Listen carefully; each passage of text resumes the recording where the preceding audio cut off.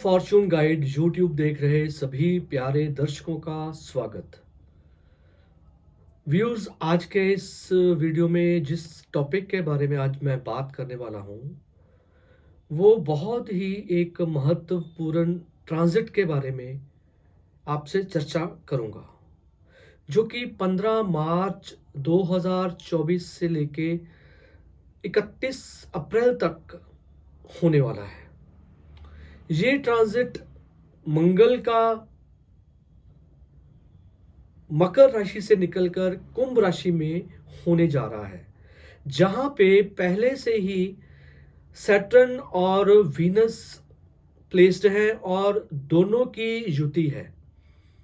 और इस कंजंक्शन से तीन ग्रहों के युति से मंगल, शनि और शुक्र की ये जो कंजंक्शन इन द यूनिवर्स होने वाली है, इसके बारे में आज हम चर्चा करेंगे, जो कि एक बहुत ही महत्वपूर्ण ट्रांजिट है और यूनिवर्स में सभी राशि वालों के ऊपर कैसा इफेक्ट रहने वाला है, इसके बारे में आज हम ब्रीफ में एक चर्चा करेंगे।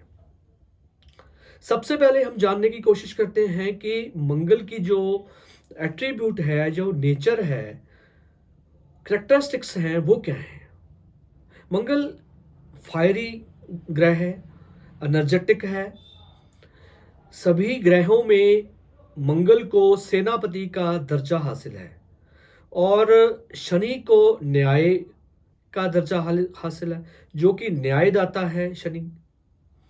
और शुक्र को, वीनस को लग्जरी रिप्रेजेंट करती है। और इन तीनों का जो युति होने वाली है एक स्पेसिफिक घर में, तो उस घर में तीनों की एक अपनी अपनी ऊर्जा है और तीनों का ही अपना अपना एक अलग इफेक्ट रहने वाला है।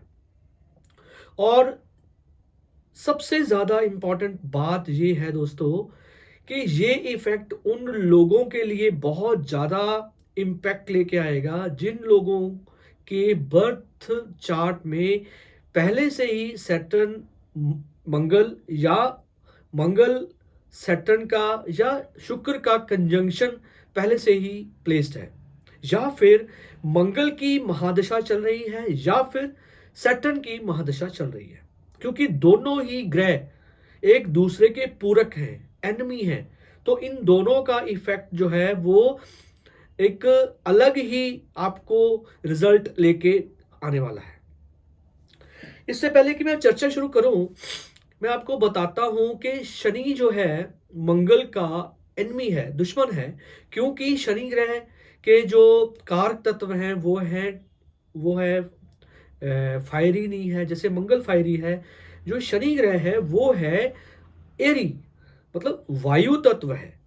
और मंगल जो है भूमि कारक है और जो शनि के जो कारक तत्व हैं वो भूमि के नीचे के जितने भी पदार्थ हैं उनको शनि रिप्रेजेंट करता है। जैसे शनि लेबर को रिप्रेजेंट करता है, वैसे ही जो मार्स है वो टेक्निकल नॉलेज को रिप्रेजेंट करता है। जितने भी टेक्निकल फील्ड में या फिर किसी ऐसी जॉब में है जहां टेक्निकल उनकी जो नॉलेज है वो यूज होती है, उसमें तो उनको एक फायदा मिलने वाला है, क्योंकि दोनों ही ग्रह एक इंजीनियरिंग के रिप्रेजेंट करते हैं, इंजीनियर्स को रिप्रेजेंट करते हैं, क्योंकि टेक्निकल जो मंगल है, मैकेनिकल जो है वो सैटर्न है। दोनों के अपने अपने ही कारक तत्व होने से दोनों का एक जो मेल होने जा रहा है, वो इंजीनियरिंग जो पढ़ाई पढ़ रहे हैं, जो लोग टेक्निकल या मैकेनिकल फील्ड में है, उन लोगों के लिए ये ट्रांजिट एक बहुत बड़ा एक उनके लिए बूस्ट लेके आने वाला है उनके करियर में। बट दोनों के कारक तत्व अलग अलग होने की वजह से दोनों के जो स्वभाव हैं, करेक्टरिस्टिक्स हैं, एट्रीब्यूट्स हैं, वो दोनों के अलग अलग होने की वजह से पर्सनली, इंडिविजुअली लोगों को परेशानियां भी देखने को मिलेंगी। अब मैं आपको राशि वाइज जो जोडिक जिसके मैं राशि वाइज आपको एक प्रिडिक्शन देने वाला हूं, वो ये आप ध्यान से सुनना और वीडियो के अंत में आपको मैं इन दोनों के कंजंक्शन की एक ऐसी रेमेडी भी बताऊंगा जिससे कि इस ट्रांजिट का आपको जो अगर अच्छा है आपके लिए तो अच्छा फल उसका बढ़ जाएगा, अगर आपके लिए वो नेगेटिव इफेक्ट लेके आने वाला है तो वो उसमें जो इंटेंसिटी होगी उसकी वो कम हो जाएगी। शुरू करते हैं। सबसे पहले है मेष यानी कि एरीज। एरीज वालों के लिए ये दोस्तों ट्रांजिट होने वाला है उनके 11th हाउस में। और इंटरेस्टिंग बात ये है कि मेष राशि वालों के लिए 11 हाउस में सैटर्न पहले से ही मौजूद है अपने ओन साइन में यानी कि एक्वेरियस में। जैसे ही मंगल का ट्रांजिट एक्वेरियस में होगा 15 तारीख को, तो दोनों का ये जो मेल होगा और ये मेल उन मेष राशि वालों के लिए बहुत अच्छा एक इफेक्ट लेके आएगा। क्यों? क्योंकि 11th हाउस में जितने भी मेलेफिक स्टार्स होते हैं, प्लैनेट्स होते हैं, वो अपना पॉजिटिव इफेक्ट देते हैं। तो मेष राशि वालों के लिए ये इफेक्ट अच्छा रहने वाला है। उनकी इनकम सोर्स बढ़ेगा, उनका नेटवर्क सर्कल बढ़ेगा, टेक्निकल मैकेनिकल लाइन में अगर वो अपना काम कर रहे हैं या अपना कोई भी सर्विसेज दे रहे हैं तो उनमें उनको एक अच्छी उनकी जो बढ़ोतरी भी होगी, सैलरी बढ़ेगी, उनकी प्रमोशन भी होगी। लेकिन यहाँ पे आपको देखना ये है कि आपके जो रिश्ते हैं आपके बड़े भाई बहनों के साथ बिगड़ने नहीं चाहिए। और आपका नेटवर्क सर्कल जो है चाहे बढ़ेगा लेकिन उसमें कॉन्फ्लिक्ट्स भी देखने को आपको मिलेंगे। क्यों? क्योंकि मंगल सैटर्न जो है एक दोनों के जो स्वभाव हैं वो अलग अलग हैं, उन दोनों के जो जो फीचर्स हैं वो अलग अलग हैं। इसलिए आपको नेटवर्क सर्कल को अपने बचा के रखना है। बड़े भाई बहनों के साथ अपने रिश्तों को भी ठीक रखने की ज़्यादा से ज़्यादा अपने अपने आप ही कोशिश करते रहना है। नेक्स्ट वृषभ यानी कि टॉरस। टॉरस वालों के लिए दोस्तों ये ट्रांजिट होगा उनके 10th हाउस में। और 10th हाउस क्या है? हमारे प्रोफेशनल लाइफ का, हमारे करियर का, हमारे कर्म का। और मंगल और सैटर्न वृषभ राशि वालों के लिए मंगल जो है वो अकारक है, सैटर्न जो है वो कारक है। लेकिन फिर भी 10th हाउस में मंगल का ट्रांजिट होना ये एक पॉजिटिव साइन है, लेकिन शनि के साथ होना ये थोड़ा सा दिक्कत देगा। और आपको दिक्कत कहाँ देगा? आपकी प्रोफेशनल लाइफ में, प्रोफेशनल करियर में, आपके जॉब में, आपके वर्क प्लेस पे। और अब इस इन दोनों के कंजंक्शन को आपने कैसे मैनेज करना है उसकी मैं रेमेडी अब आपको लास्ट इसके वीडियो में बताऊंगा। नेक्स्ट है मिथुन यानी कि जेमिनी। जेमिनी वालों के लिए ये ट्रांजिट दोस्तों उनके होगा 9th हाउस में। 9th हाउस है हमारे धर्म कर्म का, हमारे फादर का, गुरुओं का, धार्मिक यात्राओं का, लॉन्ग डिस्टेंस यात्रा का भी ये घर माना जाता है। अगर आप धार्मिक किस्म के हो, वैसे तो मिथुन राशि वाले लोग धार्मिक ही देखे गए हैं, अगर आप धार्मिक हो तो आपके लिए ये यात्राएं लेके आएगा ट्रांजिट, और आपको धार्मिक यात्राएं देखने को मिलेंगी और आप धार्मिक यात्राएं करोगे भी। लेकिन फादर के साथ आपके रिलेशन खराब ना हो, आपको इस पे थोड़ा सा अपने आप को कंट्रोल करना पड़ेगा। अपने जो वाणी है उसको कंट्रोल करना पड़ेगा, अपने एग्रेशन को थोड़ा सा आपको कंट्रोल करना पड़ेगा। क्योंकि जो मंगल है वो मिथुन राशि वालों के लिए कारक नहीं है, मारक है। तो आपको अपने फादर के साथ जो रिलेशंस हैं उनमें थोड़ा सा आपको संभल के चलने की ज़रूरत पड़ेगी। अपने गुरुओं के साथ, अपने मेंटर्स के साथ अपने जो रिलेशंस हैं वो खराब ना हो, थोड़ा सा इस पे आपको ध्यान रखने की ज़रूरत है। नेक्स्ट कर्क यानी कि कैंसर। कैंसर वालों के लिए दोस्तों ये ट्रांजिट होगा उनके 8th हाउस में। 8th हाउस में ये ट्रांजिट कर्क राशि वालों के लिए मेरी जो ओपिनियन है वो अच्छा नहीं माना जाएगा। क्योंकि 8th हाउस वैसे भी सफरिंग का है। आपके अचानक जो नुकसान है, आपके अचानक की दुर्घटना, एक्सीडेंट्स वगैरह के, ये जो 8th हाउस है देखा गया है। मंगल और शनि का ये ट्रांजिट कर्क राशि वालों के लिए बहुत ज़्यादा सतर्क रहने की ज़रूरत है, आपको अवेयर रहने की ज़रूरत है। आप थोड़ा सा अपनी जो ड्राइविंग है उस पे आपको थोड़ा सा ज़्यादा फोकस करने की ज़रूरत है। और आपके अगर कहीं आपकी लिटिगेशंस वगैरह चल रही हैं, कोर्ट केस चल रहा है, उसमें भी अब आपको थोड़ी-सी आपकी जो एनर्जी है उसको बैलेंस करने की ज़रूरत पड़ेगी। नहीं तो आपके एनिमीज़ हैं या आपके जिसके साथ आपके कोई कॉन्फ्लिक्ट्स चल रहे हैं, तो वो आपके ऊपर भारी पड़ सकते हैं, आपको वो थोड़ा-सा नुकसान दे सकते हैं। तो कर्क राशि वालों के लिए दोस्तों ये ट्रांज़िट थोड़ा-सा दिक्कत दे सकता है, तो इसके लिए जो मैं रेमेडी आपको इस वीडियो के अंत में बताऊँगा, तो वो ज़रूर आप करो, तो आपको फ़ायदा मिलेगा। नेक्स्ट है सिंह यानी कि लियो। लियो वालों के लिए ये ट्रांज़िट दोस्तों होगा उनके 7th हाउस में। 7th हाउस हमारा क्या है? 7th हाउस है हमारी मैरिड लाइफ़, हमारे मैरिज पार्टनर का, बिज़नेस पार्टनर का, हमारी रोज़मर्रा की जो इनकम सोर्स है उसका है। आपका जो नेक्स्ट वर्ल्ड है, यानी कि आपके जो अपोज़िट जो आपके जो लोग हैं, जिनके साथ आप रोज़ डेली बेसिस पे आप मिल रहे हो या कलीग्स हैं आपके, उनका है। ये दोस्तों 7th हाउस में इसका जो ट्रांज़िट है, लियो वालों के लिए भी थोड़ी-सी दिक्कत लेके आ सकता है, क्योंकि 7th हाउस में आपकी मैरिज अगर आपके पहले से कोई कॉन्फ्लिक्ट्स चल रहे हैं, कोई मिसअंडरस्टैंडिंग चल रही है, या आपके पार्टनर के साथ वो चाहे मैरिड पार्टनर हो या फिर आपका बिज़नेस पार्टनर हो, उन लोगों के साथ अब आपको थोड़ा-सा हम्बल होके चलना पड़ेगा, नहीं तो आपके जो रिलेशंस हैं, आपके वो खराब हो सकते हैं आपके पार्टनर्स के साथ। नेक्स्ट वर्गो यानी कि कन्या। कन्या वालों के लिए दोस्तों ये ट्रांजिट होगा उनके 6th हाउस में।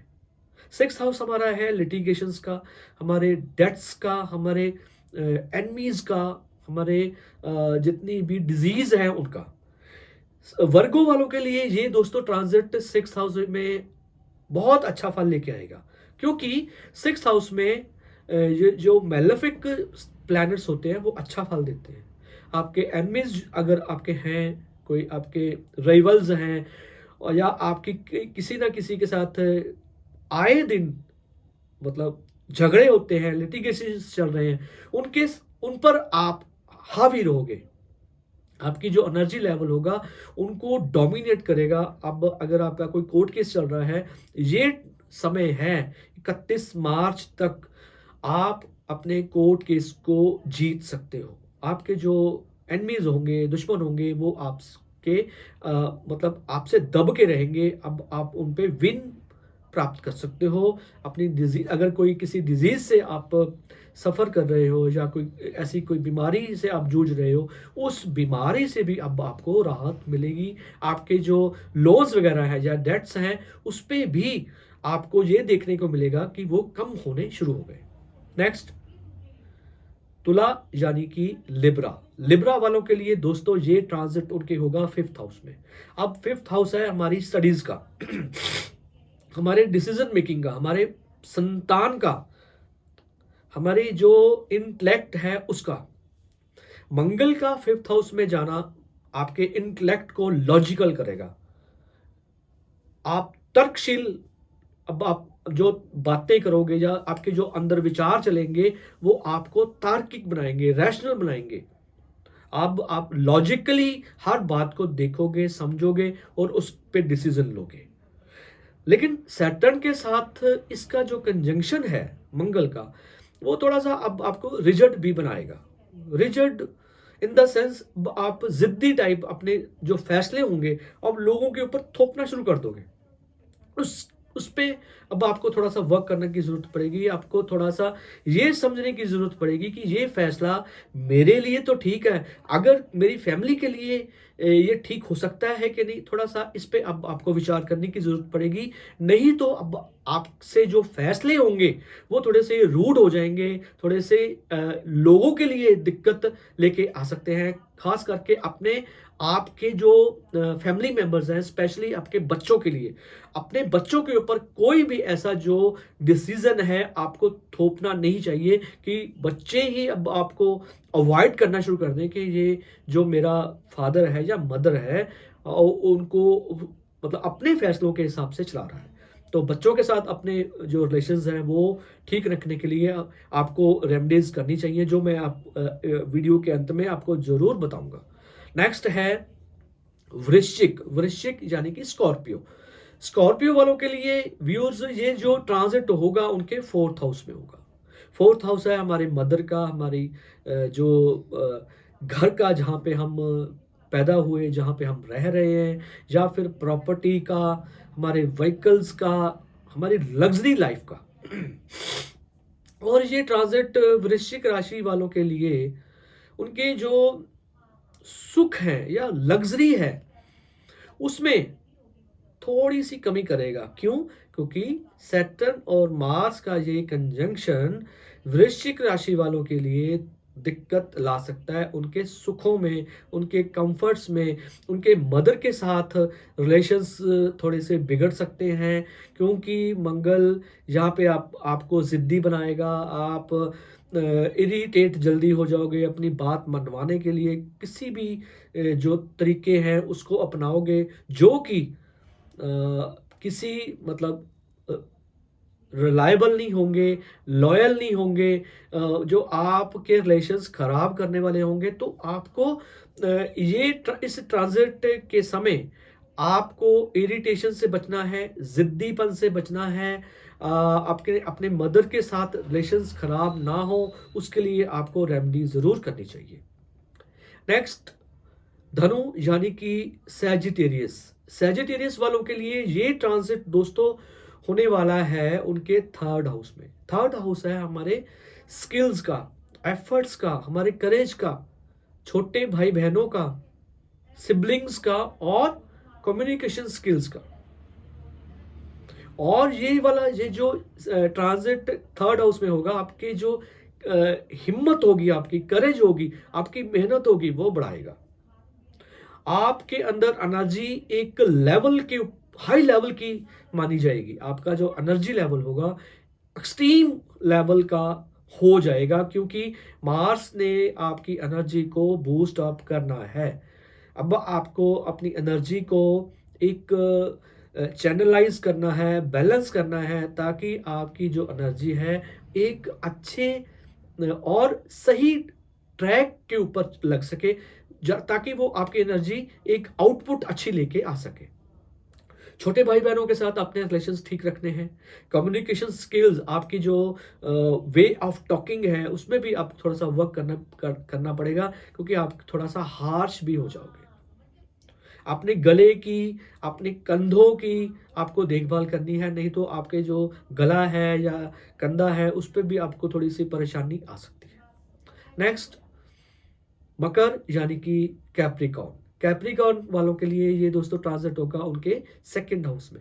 सेकंड हाउस है हमारे फैमिली का, हमारे इमीडिएट फैमिली का, और आपके जो फाइनेंसेस का, आपके बैंक बैलेंस का, आपकी वे ऑफ टॉकिंग का, आपके खान पान का। खान पान आपका थोड़ा सा स्पाइसी होने वाला है, तीखा खाने का आपको इंटरेस्ट होगा। अगर आप अल्कोहल लेते हो मकर राशि वाले, तो अब आपको थोड़ा सा ध्यान रखने की ज़रूरत पड़ेगी, नहीं तो आपको आपके स्टमक में प्रॉब्लम हो सकती है। आपके जो बोल बानी है, वे ऑफ टॉकिंग है, वो रूड हो सकती है। स्पाइसी खाने से बचें। बोल बानी बोलने से पहले सोच समझ के कोई भी शब्द अपने मुंह से निकाल ले, नहीं तो आपका बोला हुआ एक शब्द किसी दूसरे बंदे को, इंसान को हर्ट कर सकता है। फैमिली मेंबर्स के साथ भी आपके रिलेशंस जो हैं थोड़े से हार्श हो जाएंगे। नहीं, इससे बचने के लिए जो रेमेडीज हैं वो ज़रूर आपको करनी चाहिए। आपके फाइनेंसेस हैं वो भी थोड़े से उथल पुथल होने वाले हैं। आपको जो आपके जो सेविंग्स हैं वो भी थोड़ी सी आपको लगेगा कि अब ये सेविंग्स भी मेरी कम होनी शुरू हो गई है। इसलिए आपको फाइनेंसेस पे, आपकी बोल बानी पे, आपके जो रिलेशंस हैं आपके फैमिली के साथ खराब ना हो, तो आपको रेमेडीज करनी चाहिए। नेक्स्ट एक्वेरियस यानी कि कुंभ। कुंभ वालों के लिए दोस्तों ये ट्रांजिट उनके लगन में ही होगा, यानी कि फर्स्ट हाउस में होगा।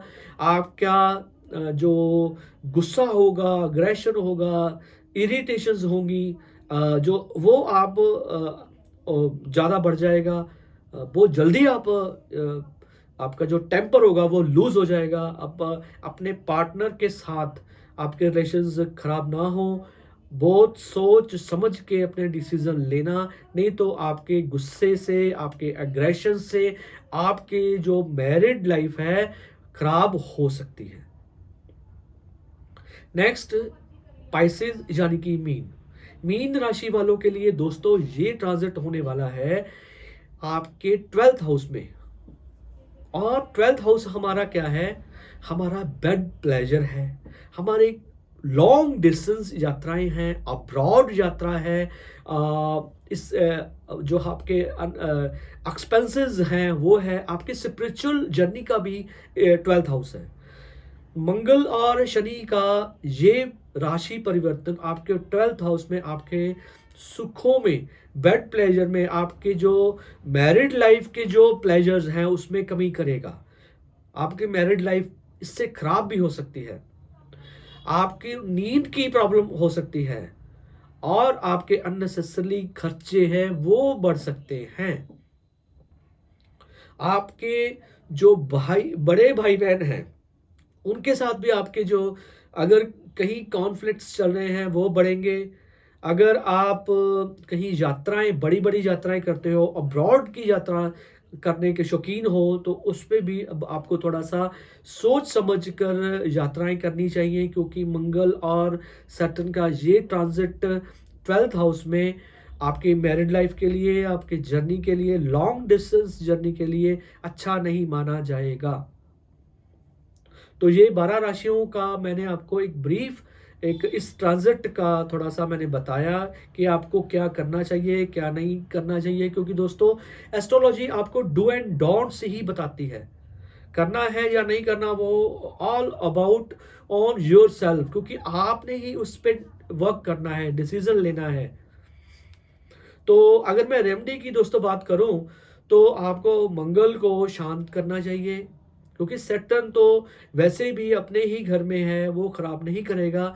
मंगल ही यहाँ पे आपके जो रिलेशंस है वो खराब करेगा। तो मंगल के ये जो जनरल एक उपाय है वो है आपको स्पाइसी फूड को अवॉइड करना चाहिए। आपको हनी जो है शुद्ध, अगर आपको शहद मिल जाए तो आपको डोनेट करना चाहिए। मजदूर तबके के लोग, जितने भी लेबर क्लास के जो लोग हैं उनकी सेवा करनी चाहिए, उनकी नीड के मुताबिक आपको उनकी हेल्प करनी चाहिए, चाहे वो फाइनेंशियली कर सकते हो या उनके बच्चों के लिए, या जो भी उनकी नीड है। अब उनको अगर आप उनकी सहायता करते हो, हेल्प करते हो, तो मंगल शांत होगा, बैलेंस होगा। अगर मंगल आपकी कुंडली में, आपके होरोस्कोप में कारक है, उसमें आपको बढ़ोतरी मिलेगी, अच्छे इफेक्ट्स आएंगे। अगर वो आपकी कुंडली में अकारक है या मारक है, तो आपकी कुंडली में उस स्टार की, प्लेनेट की जो इंटेंसिटी होगी, नेगेटिव इंटेंसिटी, वो कम होगी, और आपका जो मार्स होगा वो इस कंजंक्शन में आपको बहुत ज्यादा बैड इफेक्ट नहीं दे पाएगा। तो दोस्तों ये था एक ब्रीफ इस कंजंक्शन के बारे में, मेरी ओपिनियन, मेरा प्रेडिक्शन। और अगर आप मेरे से मिलना चाहते हो, एस्ट्रोलॉजिकली कोई कंसल्टेशन लेना चाहते हो, आपको ये एक नंबर, व्हाट्सएप नंबर में इस वीडियो के ऊपर फ्लैश हो रहा है, इस पे आप कांटेक्ट करके आप मेरे से अपॉइंटमेंट लेके मिल सकते हो। क्योंकि कोई भी ग्रह कभी भी अच्छा भी हो सकता है, कभी बुरा भी हो सकता है। ये कभी ऐसा नहीं है कि कोई ग्रह हमेशा ही बुरा होता है या हमेशा अच्छा होता है। जिस ग्रह की आपके ऊपर दशा होगी, महादशा या अंतरदशा होगी, उसी का ही इफेक्ट आपको देखने को मिलेगा, और उसका ही इफेक्ट आपके जीवन को प्रभावित करेगा। तो अगले वीडियो में किसी और टॉपिक पे हम बात करेंगे। तब तक के लिए take care, all the very best.